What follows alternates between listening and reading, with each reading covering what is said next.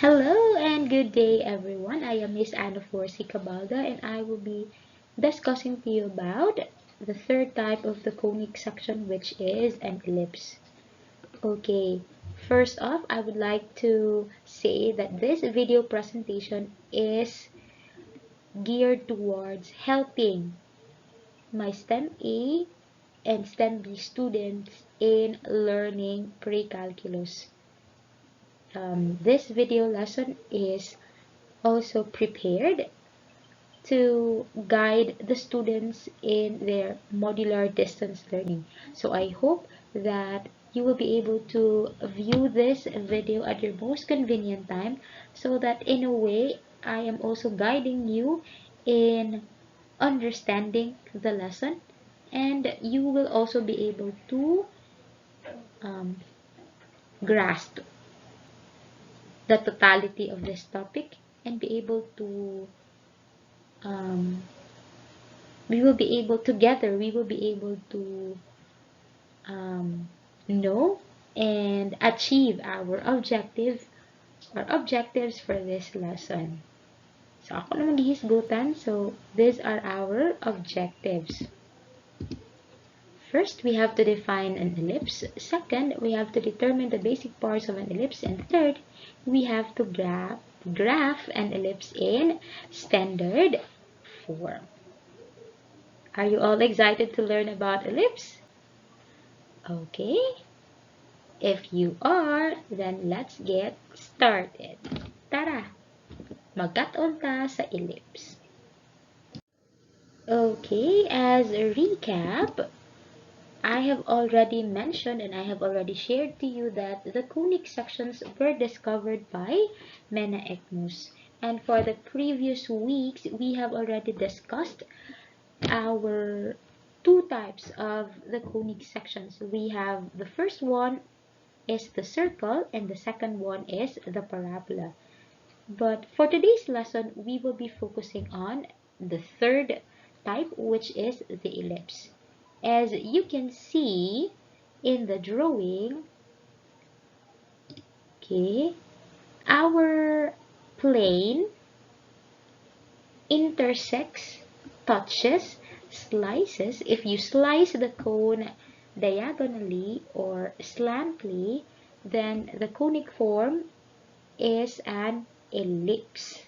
Okay, the form of an ellipse is just like an oval shape, an oblong shape, or an elongated circle. Or siya gi-stretch na circle sideways or upward.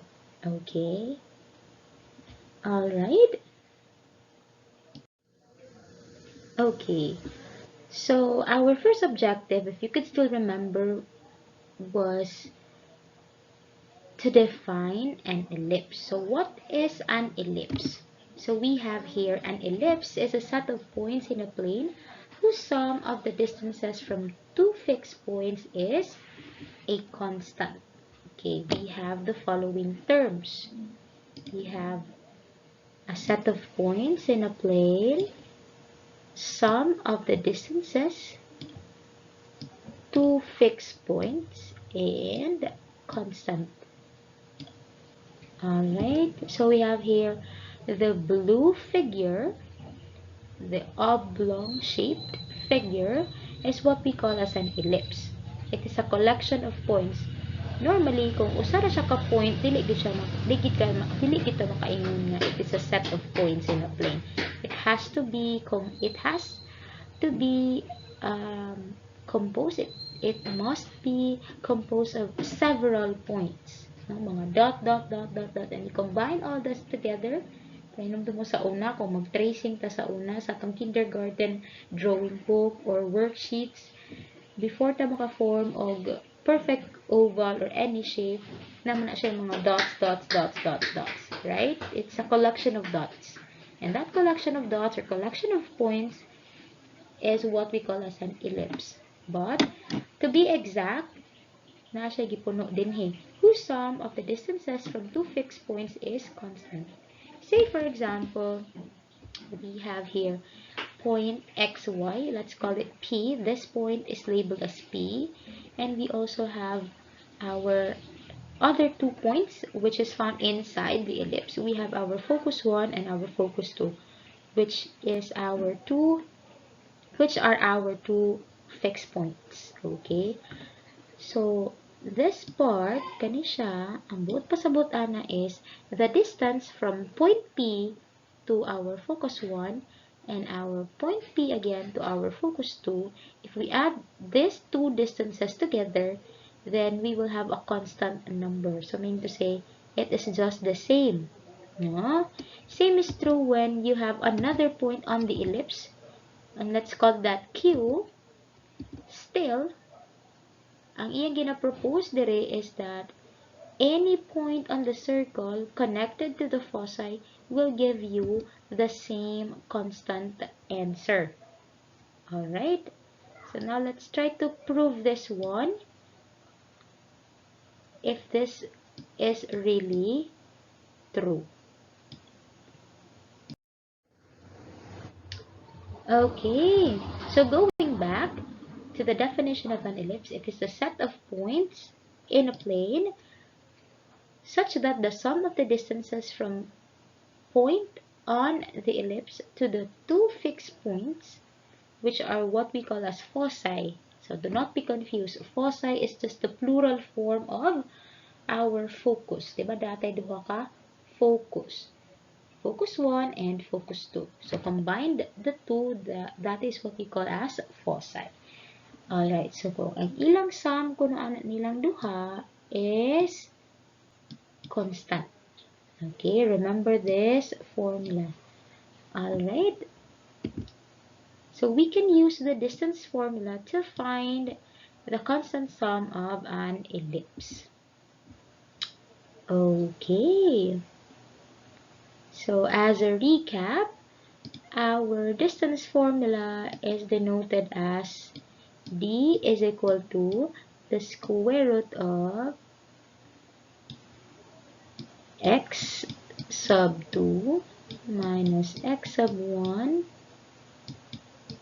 squared plus y sub 2 minus y sub 1 squared.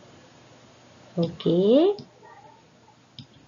Alright, I hope you can still remember this very, very important formula. I think we were able to discuss this formula during our lesson in all about circles. Okay, let's use the distance formula to find the constant sum of the ellipse. So we have the given coordinates of our two foci, 3, 0, 24, 0, and the point on the ellipse, which has the coordinate 9 and 8. So we will use the formula, the definition of the constant sum of an ellipse as given here. Okay, this one. Alright, next, we'll use the distance formula. Ma'am, ngano na may x sub 3? Ganina, ingon ba ka x sub 2? Yes, we will use x sub 3 because we have already 3 sets of points, right? X sub 1, x sub 2, and x sub 3. Okay, masipapilan na sila kabuo. You'll just label that as x sub 1, x sub 2, x sub 3, and etc. Okay, so then we will have to substitute. X sub 1 will be 3, x sub 3 minus 9, y sub 1 will be 0, and y sub 3 will be 8. Next, x sub 2 will be 24. So I'll try to label that one for you. So this will be your x sub 1, y sub 1. Also have your x sub 2, y sub 2. And we also have your x sub 3 and y sub 3. That one. Okay, kung imo siya i-substitute, dili gid na siya pwede magka-pilo. Okay? X and y dyan na. Dili pwede x niya, x pwede pikas. No. dili pwede. Okay? Ma'am, pangutana, pwede ba o ang kaning 9 mo ay akong x sub 1? Yes, pwede kaayo. Okay? For purposes of this explanation, yan lang gi-organize, no? According to kung sino nag-una nga mga set of numbers. Okay? So, after substituting, you have to simplify. Alright? So, this is 100 and this is 289. So, the square root of 100 is 10 and the square root of 289 is 17. 10 plus 17, that will result to 27. Alright? So, tinuod jud di ay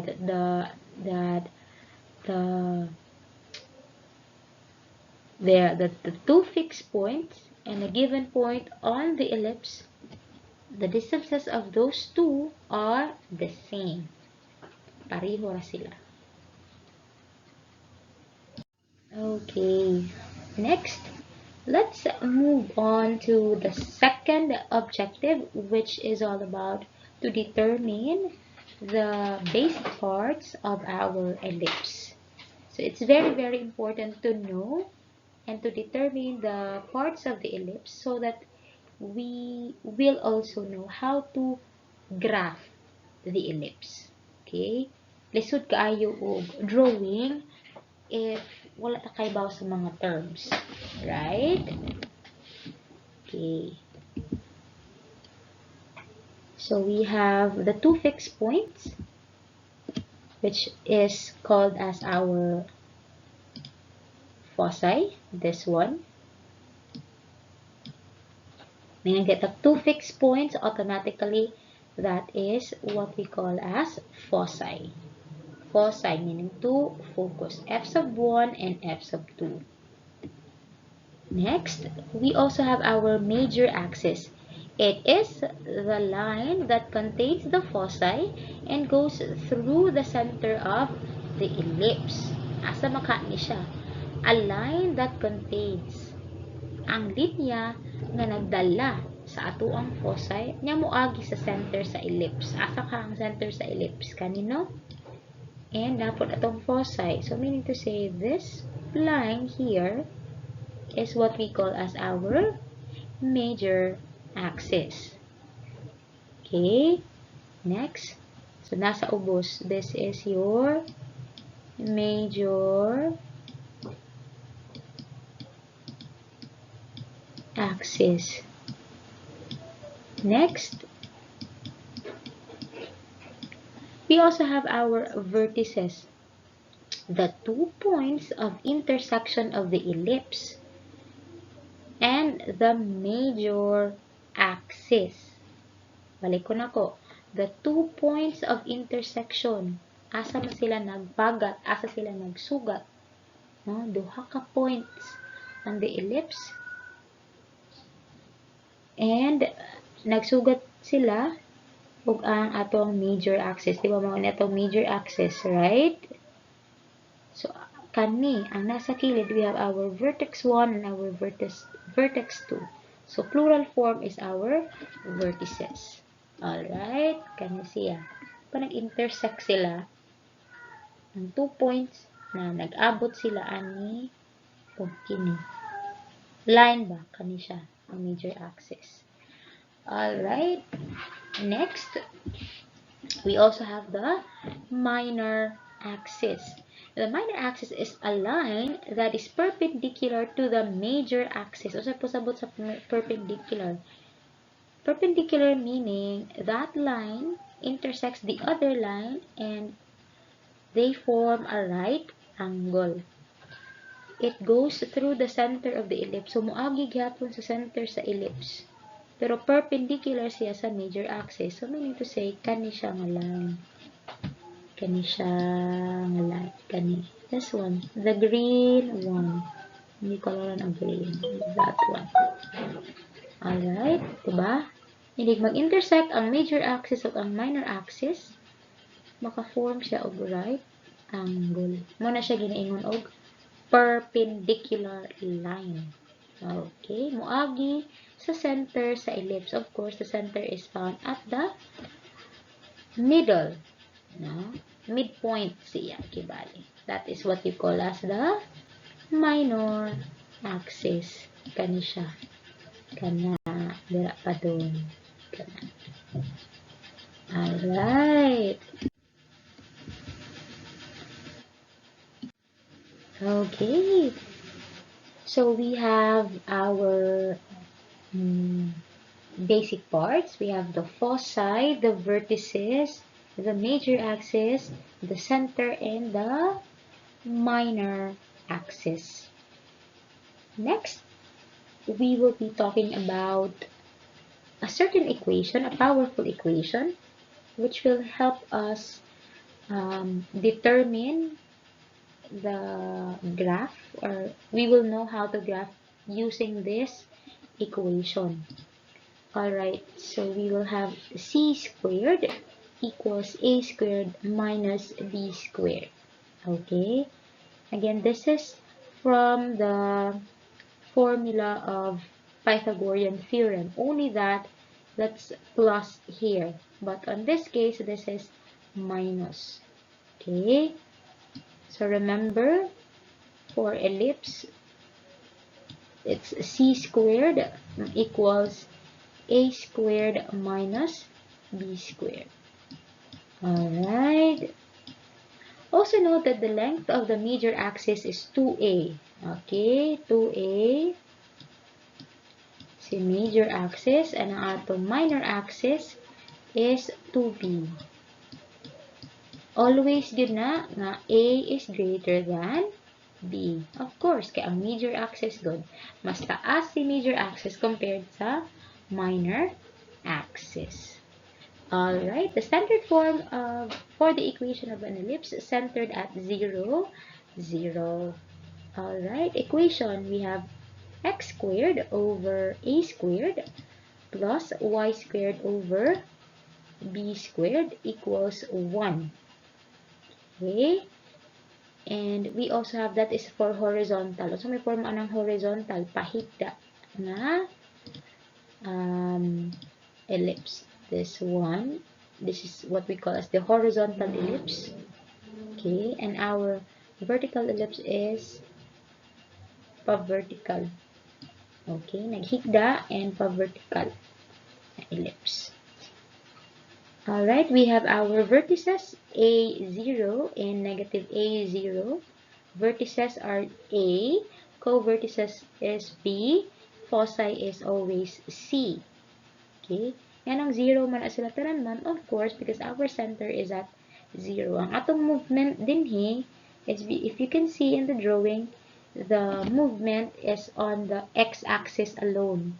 Horizontal lang iyang movement. So, muna, iyang movement naa ni A o naa ni negative A, as well as the focus. Narapod si C dinhi, naapod si C dinhi. Always nga naa sa sulod si focus. Okay, ang atong co-vertices atbang. Ang naasa na siya sa ibabaw. 0B, 0B because the movement is vertically, y-axis. 0 negative b pud sa ubos. And y squared over a squared plus x squared over b squared equals 1. So we have the movement is vertically. So nasa y-axis mo ng 0a, 0 negative a, and 0c and 0 negative c na din ha. So si vertex o si focus naagi na siya sa usa ka line. Focus 1, and napo diri si focus 2, napo diri si vertex 2. No? Uban din sila permanente. Alright. I hope everything is clear. You may take a picture of this so that you will understand, and you will use this in answering the next set of examples. Alright, let's have our first example. Graph the ellipse with the equation x squared over 64 plus y squared over 25 equals 1. As you can see, if the denominator of our x squared is bigger compared to the denominator of our y squared, automatically our ellipse is horizontal. Okay? Kani siya. Kung ang denominator ba mas dako, nya na siya under sa x, automatic this is horizontal. But if it's the other way around, then it is vertical. Okay? That one. So let's identify first. Yung sa man pagkuha ni, the vertices are positive and negative 8 because the square root of, di ba kay a squared ni, this is a squared. We also have automatically, pag na kayo ma-identify nga a squared, ang usa is b squared. Alright? So a squared equals 64. To simplify this, or to get rid of the exponent 2, we have to get the square root of both sides. No, makancel ni because you have an index of 2 here, invisible 2. Alright, so this cancels out, then a is actually positive and negative 8. Alright, so manang mo ang answer. And automatically, because that is x squared, wala man siya pares dinhi, automatically the center of our ellipse is at 0, 0. So mani siya. So from here, you count 8 units left and right. Nganong left and right man, ma'am? Because mas dako man ang denominator nga naa ni x squared compared sa denominator nga naa ni y squared. Kuha? So yeah, count 8 units left and 8 units right. So as you can see, ang iyang calibration is the same, no? 1, 2, 3, 4, 5, 6, 7, 8. You have 8, 0 and negative 8, 0. Next, we also have our co-vertices, or this is our major axis and our minor axis. So square root of 25 is 5. So you have positive and negative 5. So ang movement na po niya, naa na po din hindapita. Pasaka na po. So we have 0, 5 upward and 0, negative 5 downward. So these are your B. Alright? And your focus.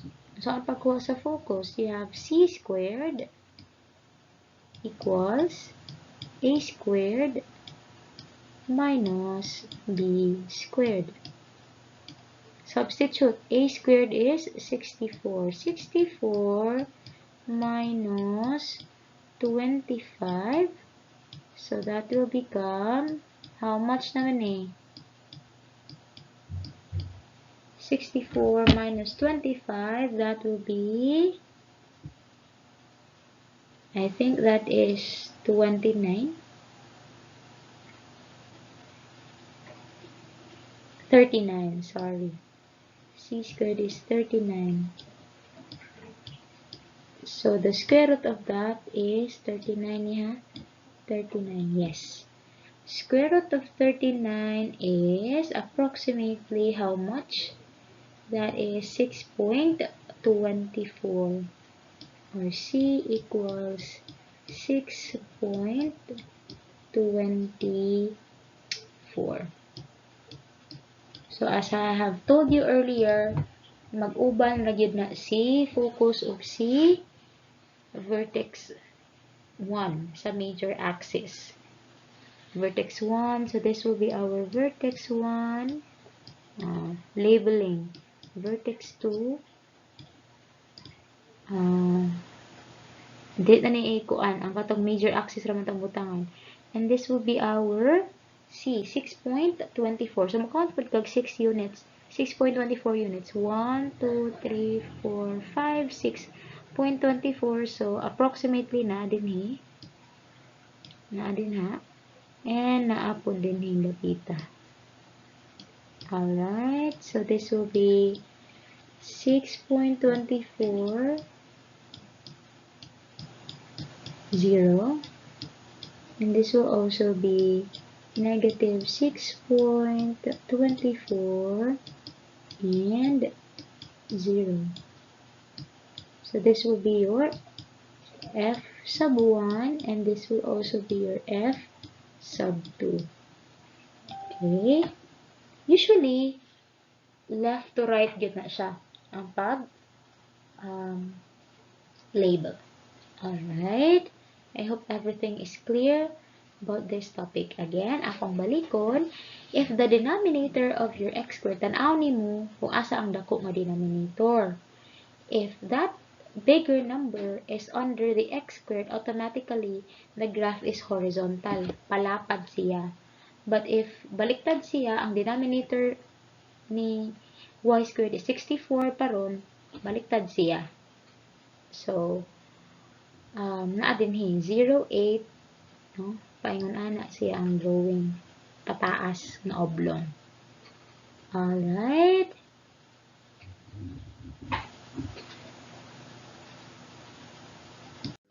Okay, moving forward, let's discuss another standard form for the equation of an ellipse centered at hk. This time around, this is not 0, 0, but it's other than 0, 0. So, gi-represent na siya as hk. H is our x. X niya, tas our k is our y. Always yun na siya.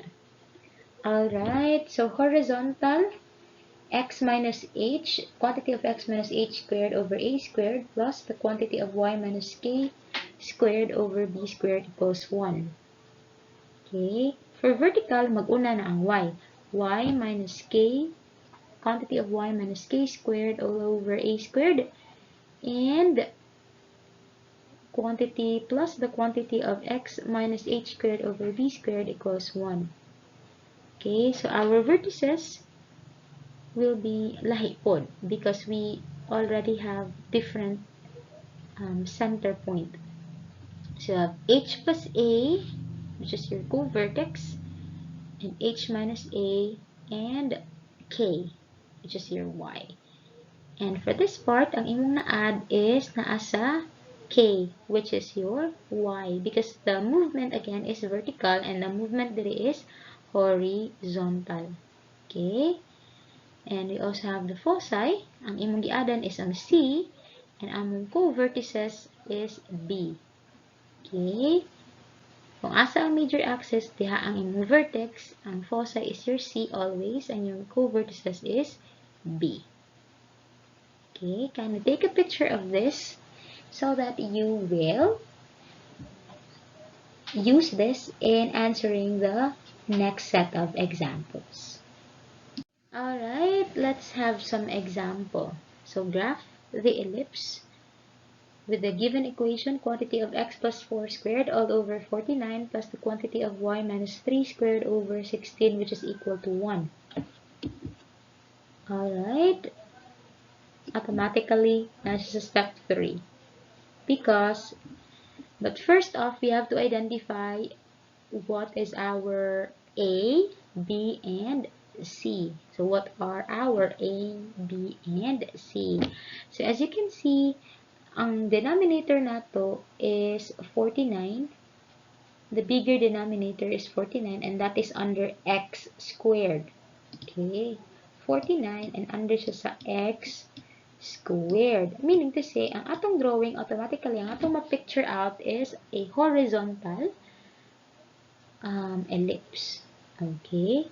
So, ang atuang A is naa sa x-axis, the vertices. So, we have square root of 49 is 7. So, A equals 7. We also have B equals square root of 16, that is 4.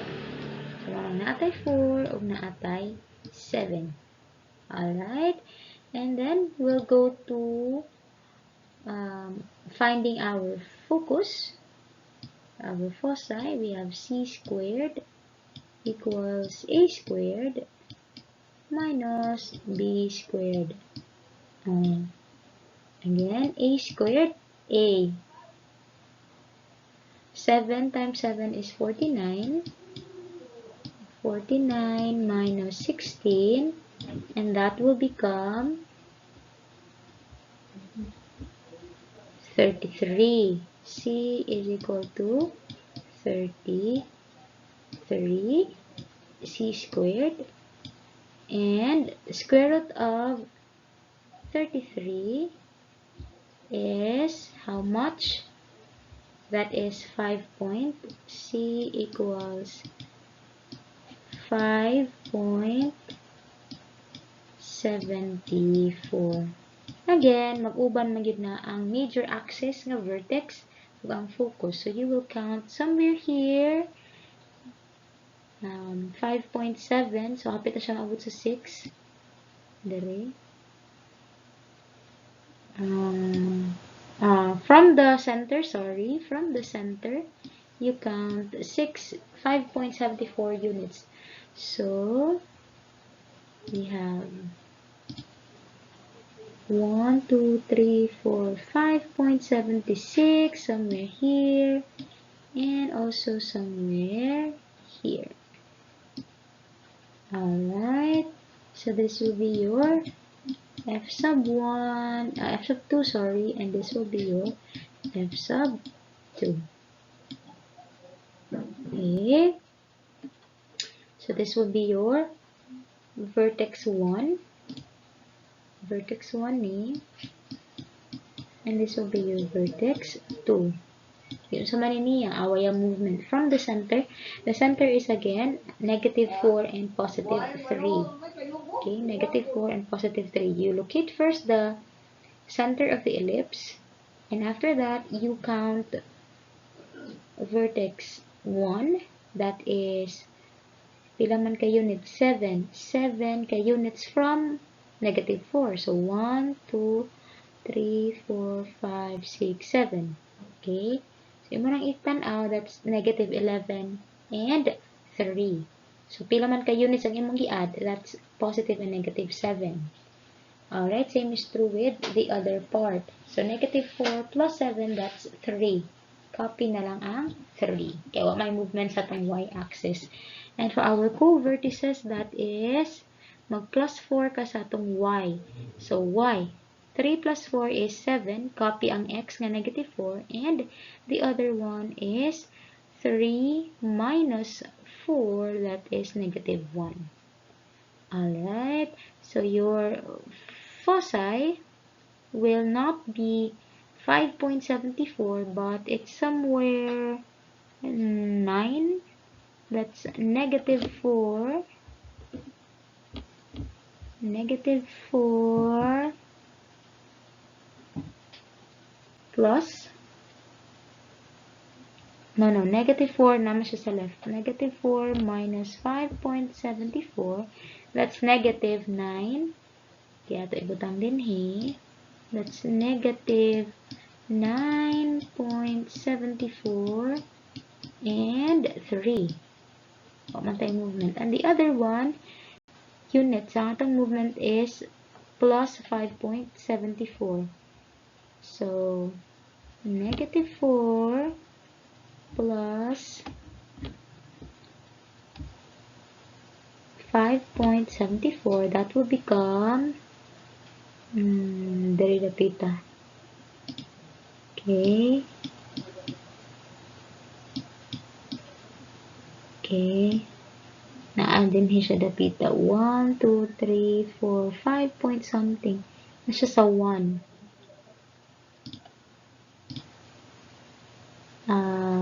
1 point something din eh.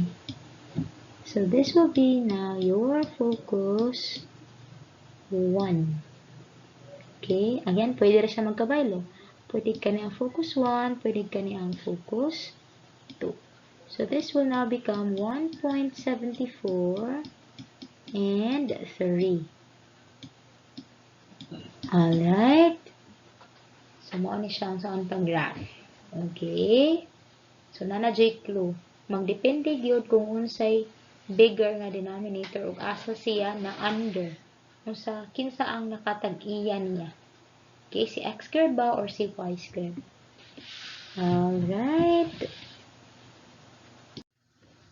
Alright, let's have some more examples using standard form to write an equation for an ellipse.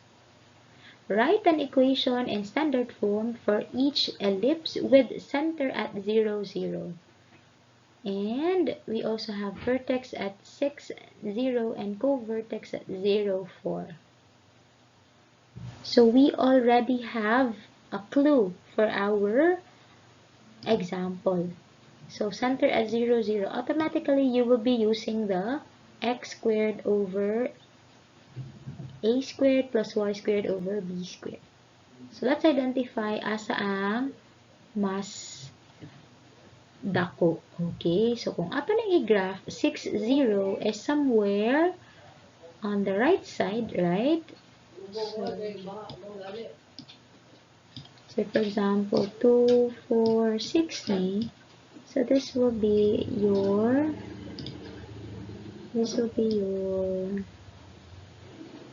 6, 0, and the other one is also negative 6, 0. The ring apart. Alright, so 1, 2, 3. Okay, so naadali ang ato ang kani. This is negative 6 and this is also positive 6. Right? We also have the co-vertex 2, 4. We also have 2, 4. 2 ang akong calibration. So 0 to 4. Kaya center at 0, 0 ba yan? So we will have this one, this part, and also this part. Alright. Kung ato na siyang i-trace, ito na siya. This is not a perfect ellipse. So meaning to say, graphically speaking, we can conclude that si x part may mas lapad.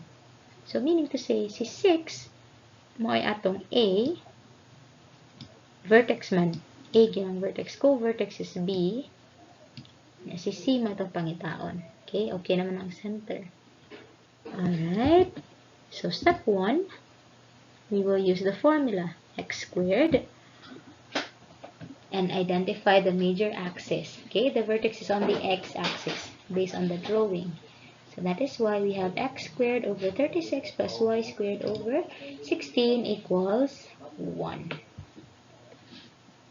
Okay. So, mauna siya. Imo dyan siyang i-plotting para makita nimo kung kinsay major axis. Asa ang major axis na belong? Sa x-axis ba or sa y-axis? Okay. Substitute the values tayo. Next, we will have the next example. Write an equation in standard form for each ellipse with center at 0, 0 still, co-vertex at 5, 0, and focus at 0, 3. So you will have to plot this one. Choose the appropriate form of the equation. Yes, because you have two types of the equation, right? Asa mag-una, si x squared ba or si y squared? The vertex is on the y-axis. Nga naman, because of the term co-vertex. Naawa ang focus po nila. No? Kita not the co-vertex, sorry, but it's on the focus, 0, 3. Di ba mag-uban si focus o si vertex? Na naman siya ang iyang movement kita from 0, may saka siya 3 units. So, meaning to say, the vertex is on the y-axis. So, mag-una nga itong y squared. Y squared over a squared plus x squared over b squared equals 1. Identify the values of your B and C. Okay, nga naman, because you don't have the vertex, it's the co-vertex, and co-vertex is symbolized as letter B. So B is 5 and your C is 3. So use the formula. C squared equals A squared minus B squared. Substitute the values. So your A squared equals 34 Then use that in the formula. So you have y squared over 34 plus x squared over 25 is 1, equal to 1. Take note when you will be explaining something that is equals and is equal to.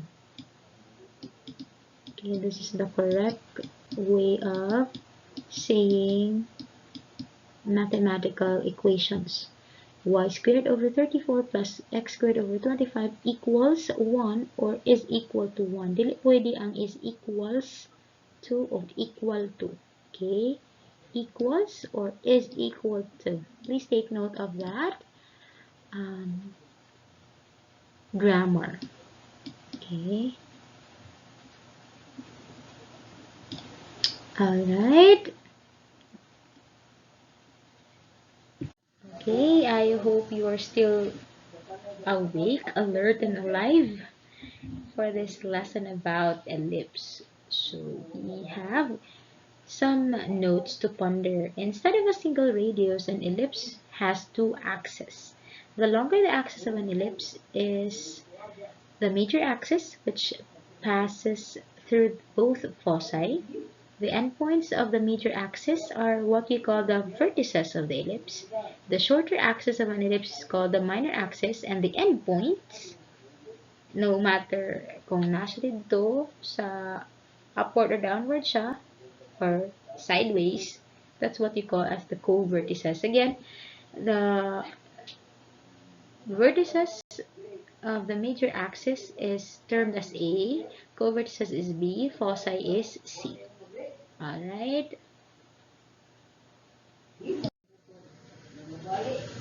Alright, let's have more examples about writing an equation in standard form for each ellipse with center at 0, 0. This time around, we're given the vertex and co-vertex, which makes our life more easier.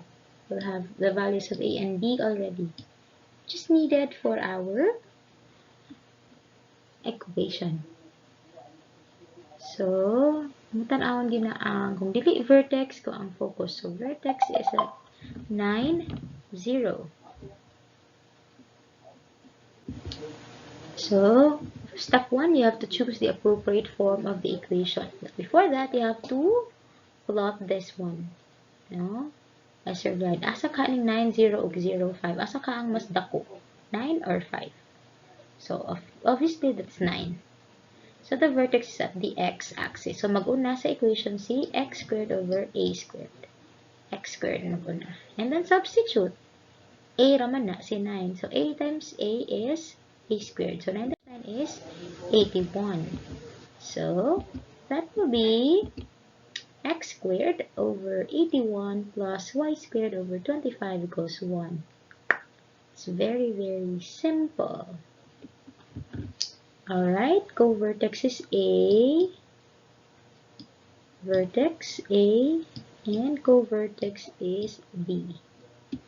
Alright, next, write an equation in standard form for each of the ellipse. You have co-vertex and you also have the focus. Let's run through the process. Choose the appropriate form. So the vertex is on the y-axis because of this one. The focus is at 0, 3. Right? So you have to find the value of A using this formula. So C is equal to 3. That's squared because of the formula. A is unknown and B is 4. So you have to plus 4 squared here, and you also have to add plus 4 squared here. So 3 squared, that's 9. Yeah. And 4 squared is 16. 16 plus 9 is 25. And then, step 4 is you have to write the equation. Be careful, huh? That's not C, but it's just A and B. A and B. Okay. have to identify asa dapit ang iyang vertex. Vertical ba or horizontal? X ba? Horizontal or Y ba? Vertical. Okay, kaya kung masayap kag-identify, so set na natanan. You have to be very, very, very, very careful in mathematics. Next, you have to graph the ellipse. First step, you have to rewrite the equation as in any. Why? Because this will make you identify the values of your A and B easily. So, rewrite lang niya. Identify the values of your H, K, A, and B. So, you have your HK, that's 2 and 4. Again, pag mag-identify sa center, so, sa equation is negative, but sa inig, kuha na nimo sa center, that the sign becomes positive. Okay, negative 2, may positive 2, ang negative 4, may positive 4. But in the equation, it's negative because of the general standard form kaganin. He is 5 and B is 3. Because 5 is greater than 3, the major axis is horizontal because that is under the x squared. Kung x squared gani, mas dako ang denominator ni x squared, meaning to say the major axis is horizontal. So, palapad ang drawing. Okay, continuation. So, we'll have the vertices are that one. So, you have to locate first the center, which is a 2, 4. 2 and 4. This one. And you have to count the 5 units left. So, that is why it becomes 7. That's 2 plus 5. And 2 minus 5 is negative 3. There's no movement on our y. 4 lagi hapon, kaya man tayo giisbog sa atong y dapit. Ang isbog raman dire is ang x raman.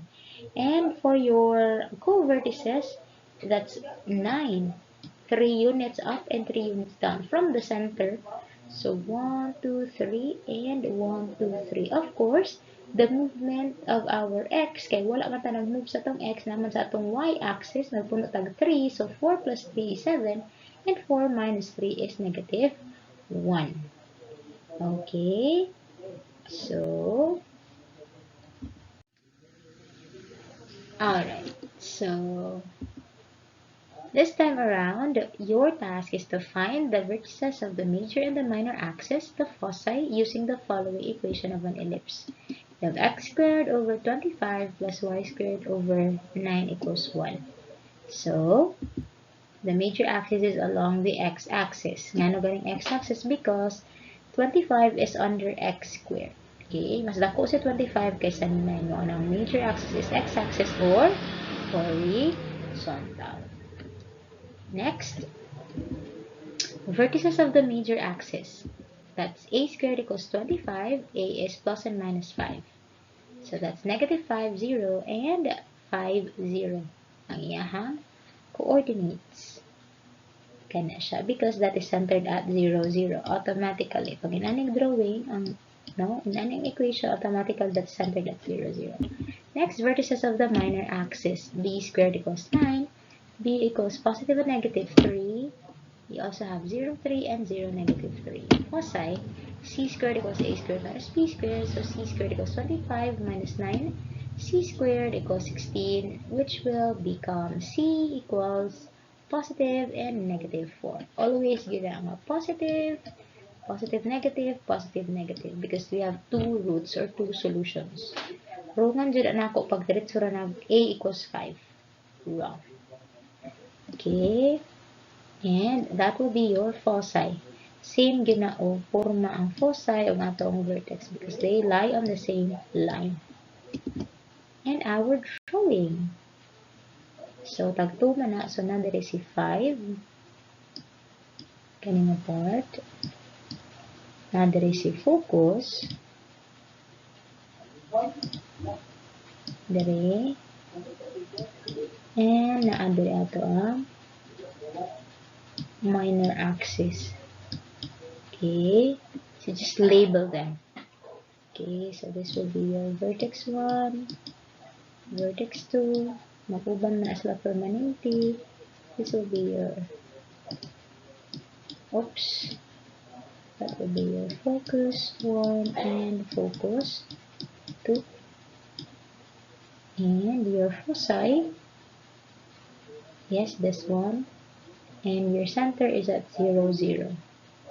Condition. Mayroon din itong center.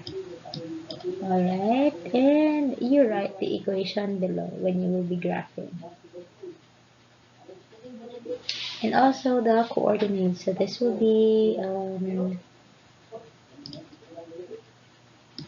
negative 5, 0, 5, 0. That one. We also have negative 4, 0. And positive 4, 0. Tapos my label. And your equation. That's x squared over 25 plus y squared over 9 equals 1. So, in your graph, dapat naagin na siya ang vertex 1, vertex 2, focus 1, focus 2 with the coordinates and the equation. Dapat makita na po ang inaning solution in your modules. Alright?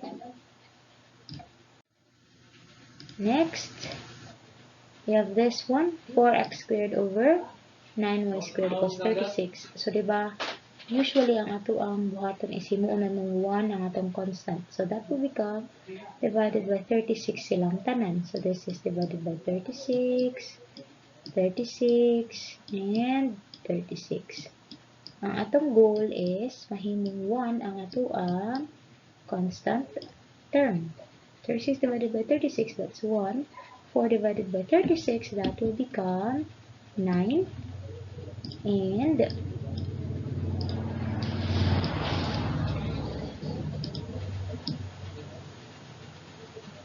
9 divided by 36, that's 4. So, obviously, 9 is greater than 4, and then nasa under sa x squared, so horizontal ang drawing. Alright. So, this is just a review of our discussion. So, mauna to siya.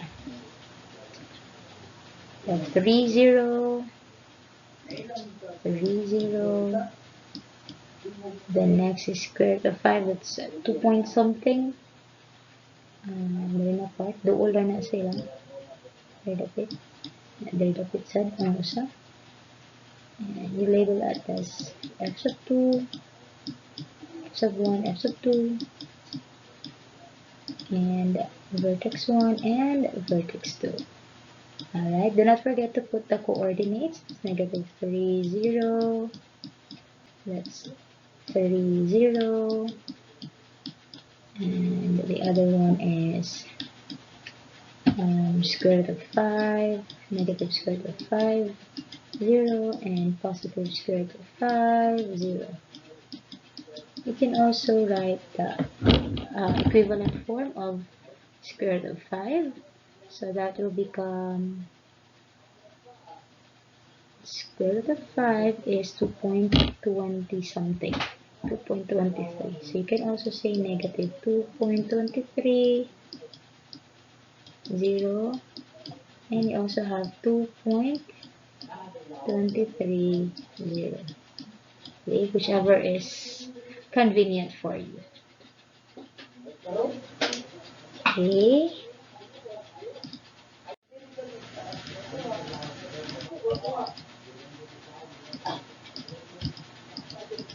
That one. So, find the vertices of the major axis using the following equation of the ellipse. That one. So, x squared over 100 and y squared over 144. So, we can say that our vertices lies on the x-axis. Sorry, on the y-axis. So, munang pa-oblong, matataas ang itong drawing. Alright, do the substitution and the simplification of A, B, and C. So, you'll have this form. Again, put all the basic labels, f sub 1 and 2, v sub 1 and v sub 2, and the coordinates in the equation. Alright. Next, we also have center at HK, which is 3 and 9. Again, identify asa dapit ang major axis, x-axis ba or horizontal, or y-axis or vertical. And then your vertices. Be careful with your labels. That one. Gina-simplify pa niya. 3 minus 5 is 2. 3 plus 5 is 8. Alright, copy 9, copy 9. Do not forget, pag vertex at center at HK. Dili na siya automatic. Okay. If you have not a perfect square, then that's fine. As long as it is in decimal form. Para dali rin ninyo ma-ihat.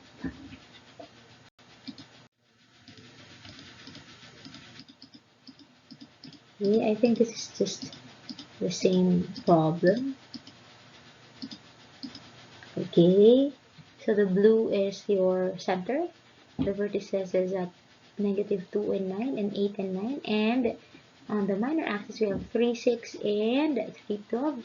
Foci is at 1, 9 and 7, 9.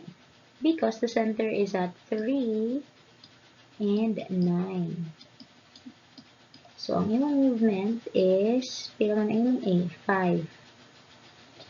So, 3 minus 5 is negative 2, and 3 plus 5 is 8. Okay? And so on. Again, mag-uban si foci o si vertices. Alright, we also have this one. Find the center, the vertices, major and minor axis, and the foci of the following equation. So we are given a general form of the equation. So you have 16x squared plus 4y squared plus 96 plus 8y plus 84 equals 0. So first thing is you have to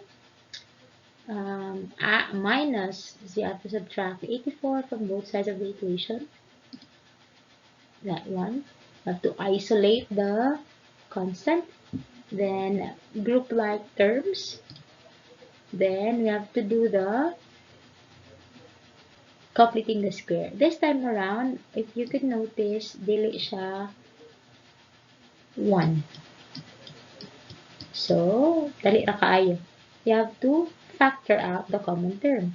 Common term ni 16 o ni 96 is 16. So, gipagawa si 16 multiplied by what's missing. So, 16 divided by 16 is 1. Then, copy x squared. Next, 96 divided by 16, that's 6, and copy x. Same is true with this one. 16 times 6 is 96. Dili pwede 16 times 96 kaya di na. You have to double check every time you do factoring. Okay, x squared times 16, 16x squared. 6x plus 16, that's 96x. Next, common for 4 and negative 8, that's 4. 4 and y squared. So, ang nasa parenthesis is y squared. And negative 8 divided by 4 is negative 2, copy y. And then, negative 84. Next, completing the square. 6 divided by 2, that's 3. 3 squared is 9. And negative 2 divided by 2, that's negative 1. Negative 1 squared is 1. So, you have to add this number, 9 and 1 to the parenthesis area. Itong trinomial na siya. X squared plus 6x plus 9 and y squared minus 2y plus 1. Alright. Dili 9 of 1 lang imong i-add because you have factored it out. You have to multiply 16 times 9. So, kani siya. Mauni. 744. Ay, sorry.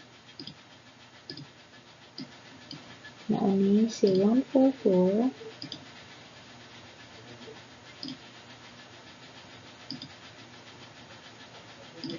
Alright, kani siya. And we also have 4 times 1, that is 4. Kana, kung naa pa siya coefficient nga nasa tawas nga dili 1. Wala problema kung 1 kay it's just the number that is being multiplied. Like 1 times 1, 1,000 times 1 is 1,000.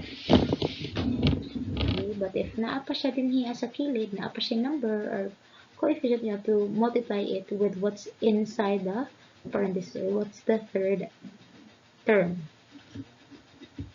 Next, you have to simplify. Simplify ang trinomial to into binomial. So, pila answer ko ganina? 3. The sign is plus, so x plus 3 and 4 minus y minus 1.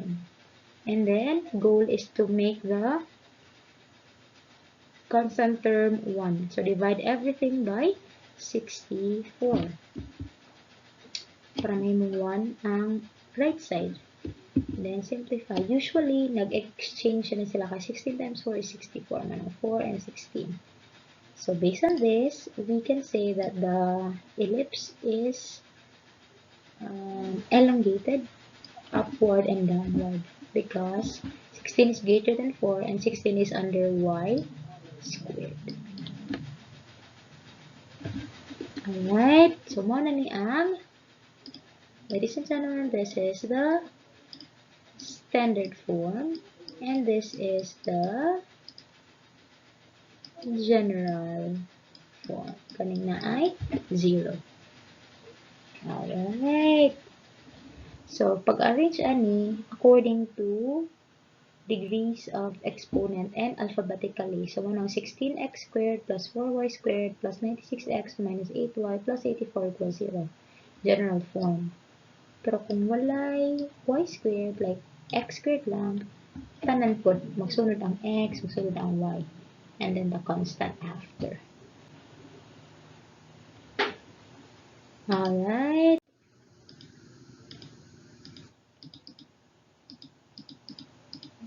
To identify, mamatay goal na to. We have to identify the center, major axis, vertices, and minor axis. This is quite challenging, but it can be solved. Okay, tiwala lang. And the foci. Okay, so mga na to siya.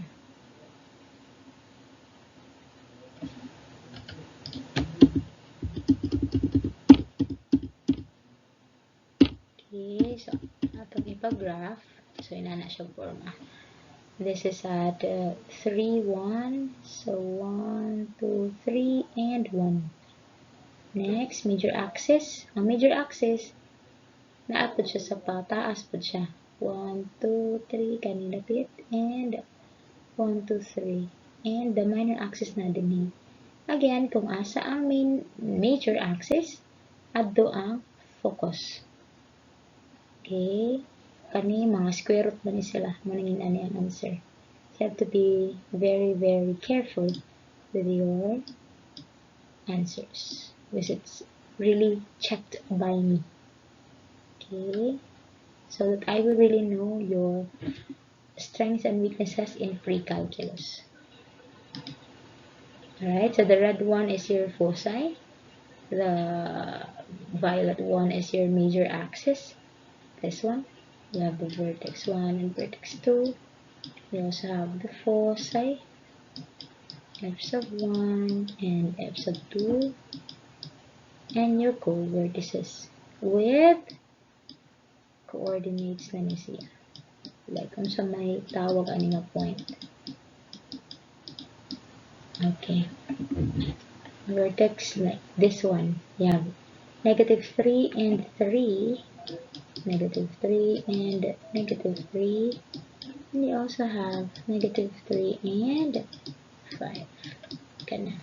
Tanan, butangan og label para di masaang. So that you will know what to do. Okay. So, kay bubot na. Just a block. Again, for your modular distance learning, you can use a colored set of pens for your drawing and for your graph. Para mas ma-excite mo ang answer sa graph. Alright, so we are now on the end of our topic. We have some practice problems. Okay, just answer 1, 2, and 3 and submit that on October 8th as well. Alright, this is just for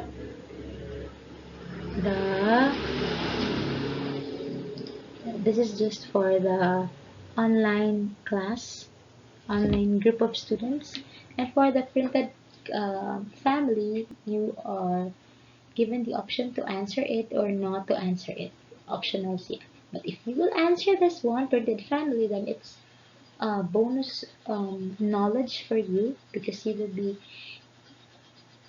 will learn to practice solving problems for ellipse, and you will also be